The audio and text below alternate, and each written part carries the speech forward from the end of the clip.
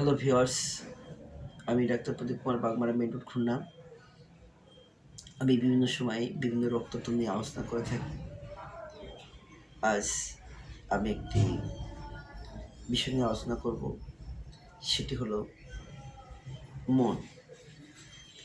আমরা অনেকে জানি না মানুষের মনই সকল কিছুর উৎস। মানুষের মন থেকে রোগের জন্ম হয়ে থাকে। মানুষের মনেই সকল কিছুর উৎস। আপনি দেখবেন আপনার দেহে কোনো একটি সমস্যা দেখা দিয়েছে, আপনি 7-5 ভাবতে ভাবতে আপনি নিদ্রা কমিয়ে ফেলছেন। নিদ্রা যখন কমে যাবে, আপনার ঘুম যখন না ভালো হবে, তখন কিন্তু দেখবেন আপনি ডাইজেস্টের সমস্যায় ভুগছেন। ডাইজেস্টের সমস্যা যখন ভুগবেন, তখন আপনার কিন্তু বুঝবেন যে অলরেডি আপনার লিভার ধরে গেছে। আবার লিভার যখন আপনি ফেস করছেন, তখন বুঝবেন যে আপনার কিডনি ধরে গেছে। আবার কিডনি যখন আপনি ফেস করছেন, লিভার দুটো কিডনি হয়ে গেল, লিভার কিডনি দুটোই হয়ে গেল। এরপর আপনার হাতে মাত্র একটা বাকি হচ্ছে হার্ট, আস্তে হার্ট ধরে গেল। তখন কিন্তু আপনি একটা খারাপ দিকে আপনি অবস্থান করছেন। আপনি জানেন না মন কত বড় একটি বিষয় মানব দেহের জন্য, কিন্তু মনকে দেখা যায় না, ধরা যায় না, ছোঁয়া যায় না। মনকে উপলব্ধি করতে হয় অনুভূতির মাঝখান দিয়ে।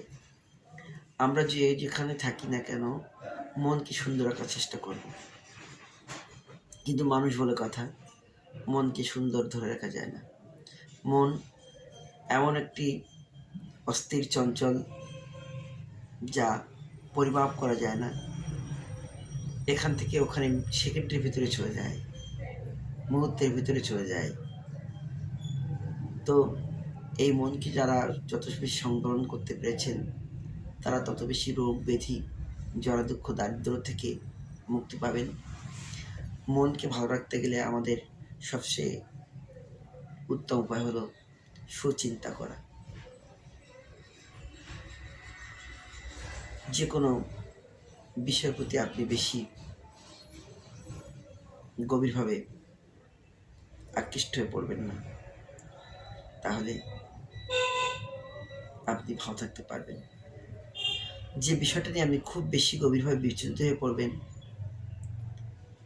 আর সেটাকে যদি আপনি কাছে না পান, ধরতে না পারেন, তাহলে অবশ্যই আপনি মানসিকভাবে কষ্ট পাওয়া শুরু করবেন।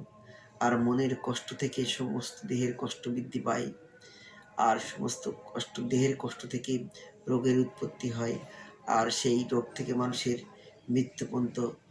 মৃত্যু পর্যন্ত হয়ে যেতে পারে, মৃত্যুর দ্বারে পৌঁছে যেতে পারে। এটাই সত্য।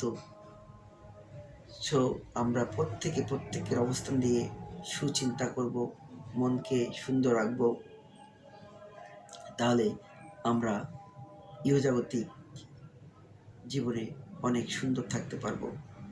তা আশা করি আমরা এই বিষয়গুলো মেনে চলতে পারলে আমরা